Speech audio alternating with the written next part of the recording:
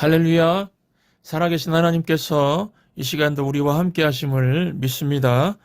오늘은 다니엘서 1장 8절부터 16절 말씀 가지고 Unshakable 두 번째 시간으로 축복 이전에 항상 테스트가 있다라는 제목으로 하나님 말씀 증거하도록 하겠습니다.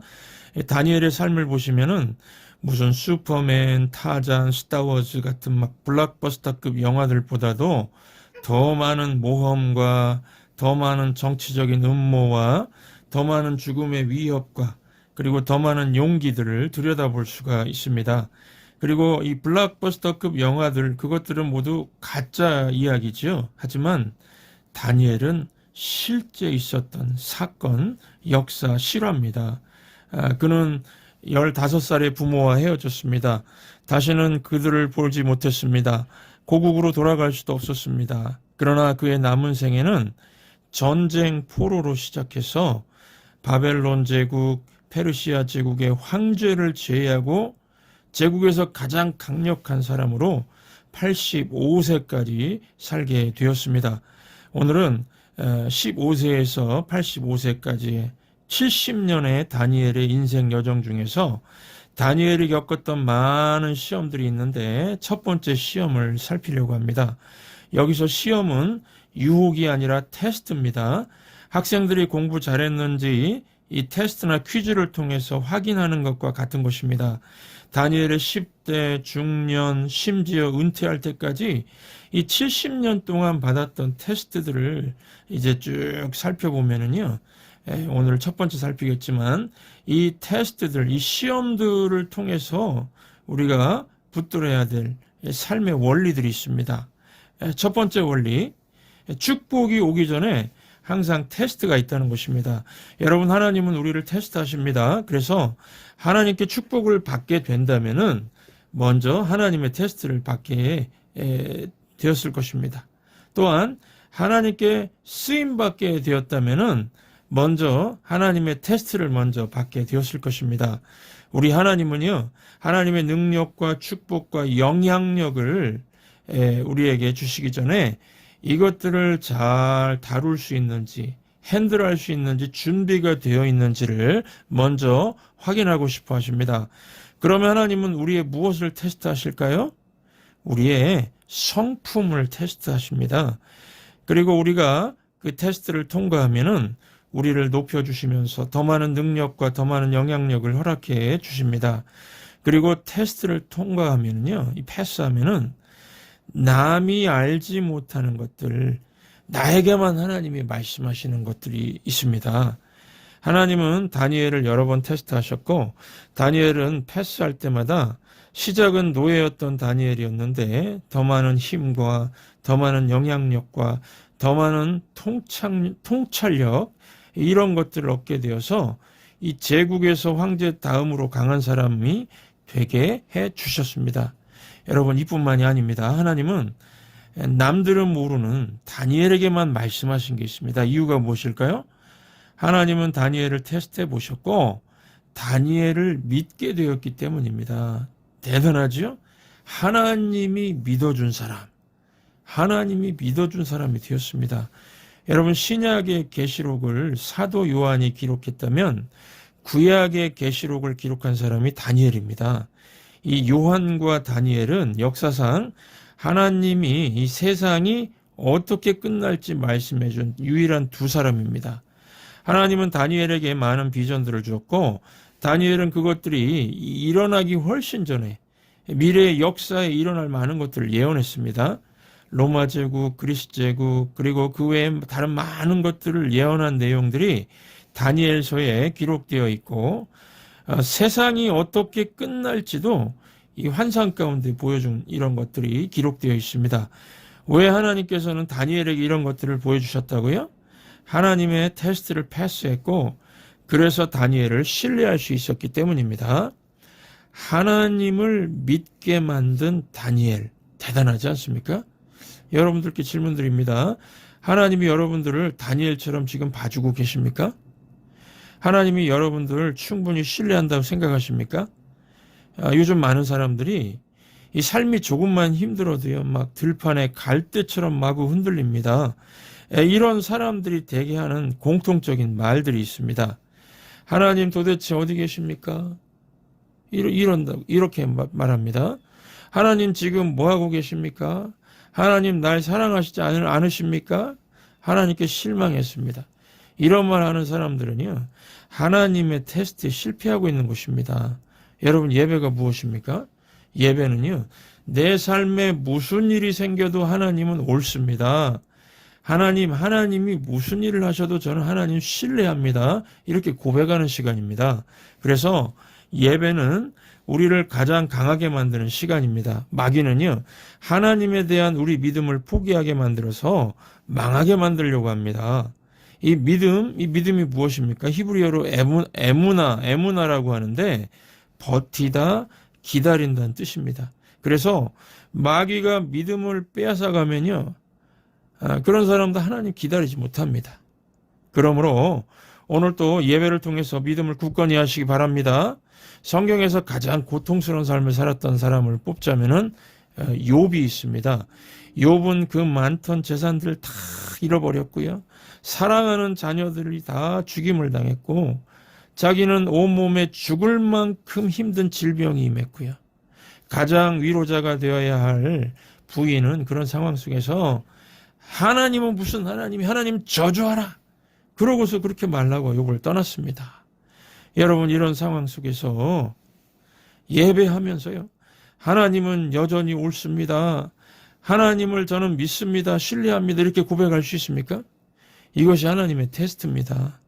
제가 흔들릴 때마다 묵상하는 하나님 말씀 한 구절 소개합니다. 저는 이 말씀 붙들고요, 하나님의 테스트를 통과하고 했습니다. 욥기서 23장 8절부터 10절 말씀입니다. 그런데 내가 앞으로 가도 그가 아니 계시고 뒤로 가도 보이지 아니하며 그가 왼쪽에서 일하시나 내가 만날 수 없고 그가 오른쪽에서 돌이키시나 배울 수 없구나. 하나님이 안 보인다는 것이죠. 그러나 욥의 고백입니다. 내가 가는 길을 그가 아시나니. 내가 가는 길을 누가 안다고요? 그가 아시나니. 하나님이 아시나니. 나는 모릅니다. 그가 나를 단련하신 후에는 내가 순금같이 되어 나오리라. 과거에는 정금같이 되어 나오리라 이렇게 했었습니다. 정금, 순금, 정말 깨끗하고 완벽한 성품으로, 인격으로 바뀌어 나온다는 것입니다. 여러분, 이거 믿으십니까? 내 세상이 흔들리고 산산이 부서진다고 해도 그게 끝이 아니라는 것입니다. 나의 끝에서 하나님이 시작하십니다. 하나님을 신뢰하면은 놀라운 일들이 벌어지게 될 것입니다. 두 번째 인생 원리입니다. 다니엘의 테스트를 통해서 발견되는 두 번째 원리는 압박으로 하나님을 시험하고 성공으로 보상하신다 하는 것입니다. 오늘 본문 보시면은 사회적인 압박의 시험을 보게 됩니다. 사회적인 압박의 시험이 무엇입니까? 예를 들면은 회사 사장이나 정부나 어떤 권위에 의해서 옳지 않다는 걸 알고 있는데 그걸 하라고 압력을 받는 것을 말합니다. 내 양심에 어긋나는 것입니다. 그걸 어떻게 해야 하는가? 이게 사회적인 압박의 시험입니다. 바벨론 왕 느부갈네살은 이스라엘 인구의 25%를 인질로 잡아간 다음에 이들 중에서 똑똑하고 잘나고 재능 있는 10대들을 뽑았는데 여기에 다니엘도 뽑히게 되었습니다. 그리고 이제 느부갓네살 왕이 말하기를 이제 너희 나라에 대한 모든 기억을 내가 지울 것이다. 이제 더 이상 성경도 필요 없고 하나님도 필요 없고 3년 동안 훈련시켜서 나를 섬기게 만들 것이다. 이랬다는 것입니다. 그러면서 다니엘에게 새로운 언어와 새로운 문화와 새로운 관습과 새로운 종교를 가르치고 새로운 이름까지 주었습니다. 다니엘에게 새 이름, 새 신분, 새 직업, 새 옷만 준 게 아니고요. 너는 먹는 것까지, 식단까지 다 바꿔야 된다. 이렇게 요구를 했습니다. 명령했습니다. 더 이상 너희 나라 음식 먹을 수 없고 바벨론 음식을 먹게 될 것이다. 이 느부갓네살이 먹는 음식을 먹어야 할 것이다. 이랬다는 것입니다. 하지만 다니엘은요, 이러한 압박을 거부했습니다. 저는 제 자신을 더럽히지 않겠습니다. 그러면서요. 여러분께 질문드립니다. 바벨론 음식 먹는 게 뭐가 문제가 될까요? 그게 무슨 대수일까요? 왜 다니엘은 나는 먹지 않겠습니다. 먹지 않을 것입니다. 이런 반응을 왜 보였을까요? 다니엘이 한 번에 이 거절한 이유가 무엇일까요? 건강에 좋지 않아서였을까요? 바벨론 음식이요? 아니 혹은 문화적으로 거부감이 들어서였을까요? 아마도 그럴 수 있었을 것입니다. 그런데 가장 중요한 이유가 있습니다.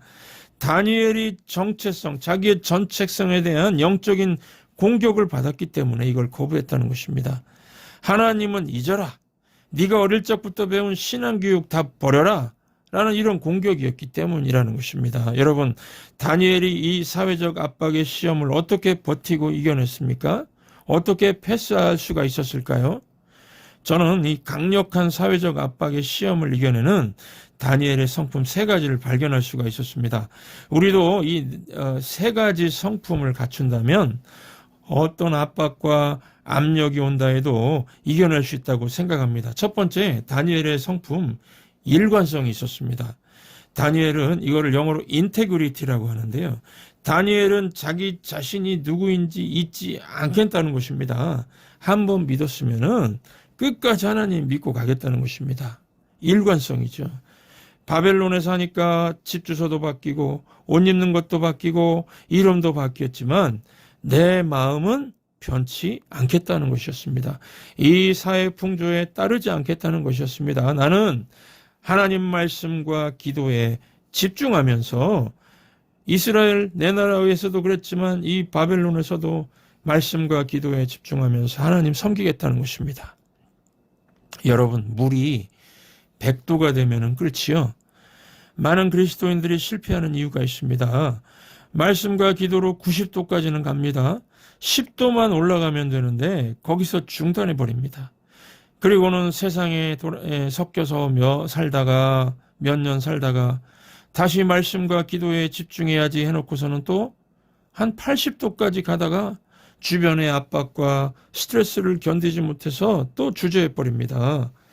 여러분, 물이 끓는데 1도에서 99도까지 갈 때까지는요, 1도씩 똑같은 에너지가 된다고 합니다. 그런데 99도에서 100도로 올라가는 데는 10배의 에너지가 필요하다고 합니다.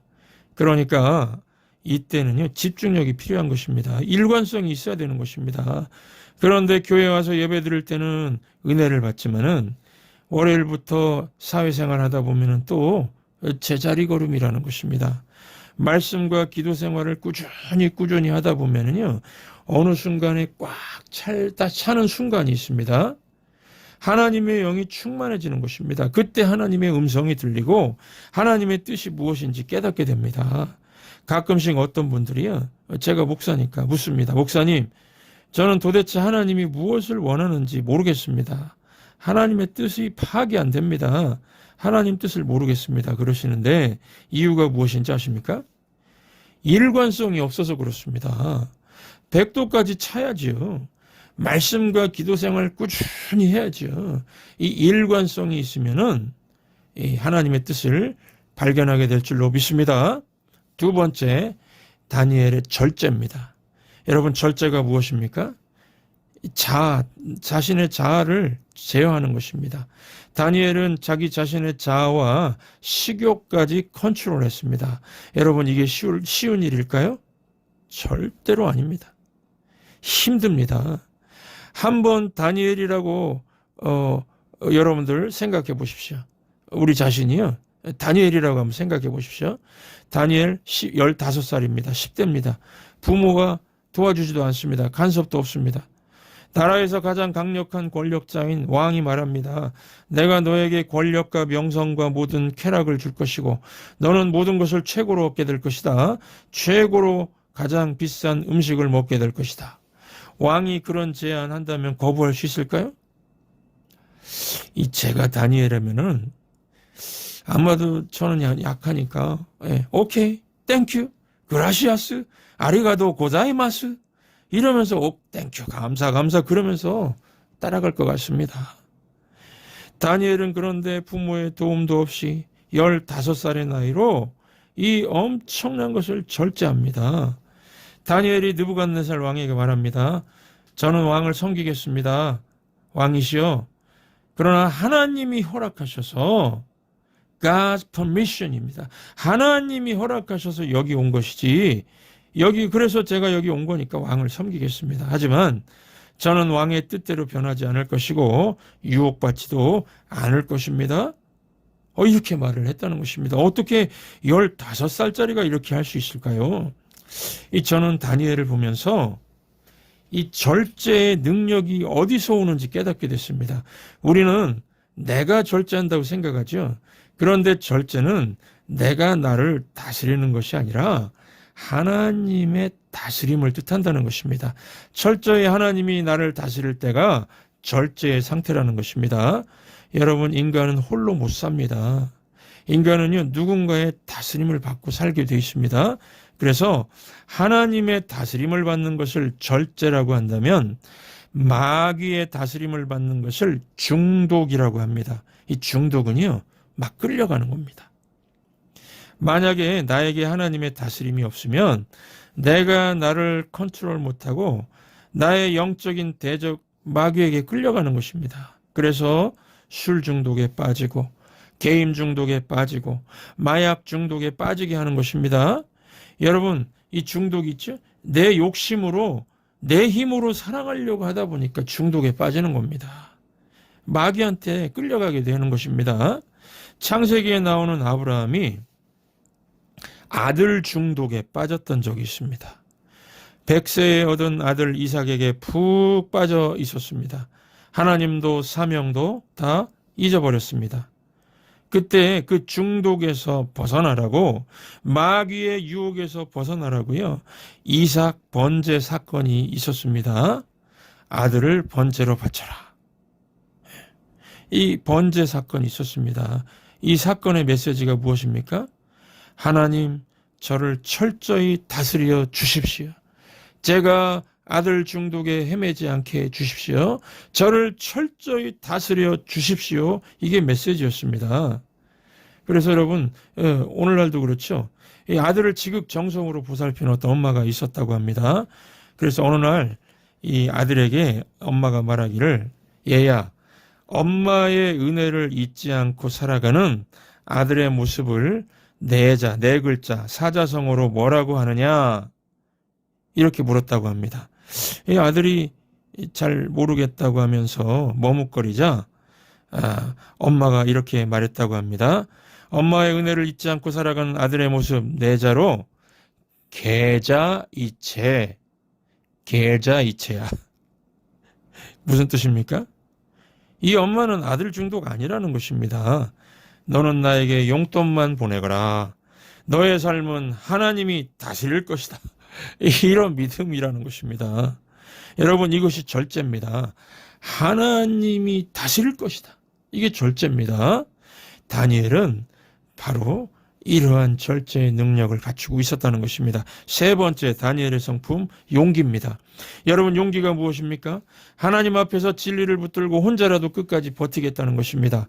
다니엘이 세상에서 가장 강력한 왕의 명령 앞에서 먹지도 마시지도 않게 면해달라고 요청하려면은 대단한 용기가 필요했을 것입니다.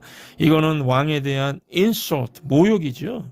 왕이시여 죄송합니다. 왕의 음식은 저에게 맞지 않습니다. 먹지 못하겠습니다. 이런 말 한다는 것은 생각만 해도 두려운 상황이죠. 여러분, 다니엘 안 두려웠을까요? 두려웠을 겁니다. 용기가 있다고 두렵지 않은 게 아닙니다. 용기란 두려워하지 않는 것이 아니라 두려워하는 일을 하는 것입니다. 두렵지만 하는 것입니다. 두려움을 극복하는 것입니다. 그게 용기입니다. 교회 다니시는 분들 중에 용기와 무례함을 혼동하는 경우가 있는 것 같습니다. 제주도에서요, 교회 다니는 어떤 사람이 불교 사찰에 불을 질렀습니다. 뉴스 났습니다. 이게 용기일까요? 이거는 무례함입니다. 진정한 용기는 사랑으로 남을 존중합니다. 고린도전서 13장 보시면은 사랑장인데, 사랑은 무례히 행치 아니하며 라고 했습니다. 불교 믿는 사람들도 영적으로 갈급하니까 하나님을 찾지만 방향이 틀린 것이죠. 그렇다고 하면 긍휼의 마음을 품고 겸손히 대화를 해야 되지 않습니까? 진정한 용기는 내가 이 말을 하면 나를 무시할 수도 있고 나를 미워할 수도 있지만 겸손히 대화하면서 설득하는 거, 이게 진정한 용기입니다. 남을 존중하지 않는 무례함은 용기가 아닙니다. 부모들 중에서도요, 자녀를 사랑한다고 하면서 무례함으로 접근하는 분들이 있습니다. 이런 분들이 대화하자 그러면은 자녀들이 뭐라고 하는지 아십니까? 대화요? 대놓고 화내시려고요? 이렇게 반응합니다. 대화가 대놓고 화내는 것입니다. 부모가 말하는데 들어야지 무슨 말이 많아? 이렇게 나오면은 자녀가 대화를 원할까요? 대놓고 화내는데요. 여러분, 이제는 설득하는 대화를 해야 되는 시대가 왔습니다. 그렇죠?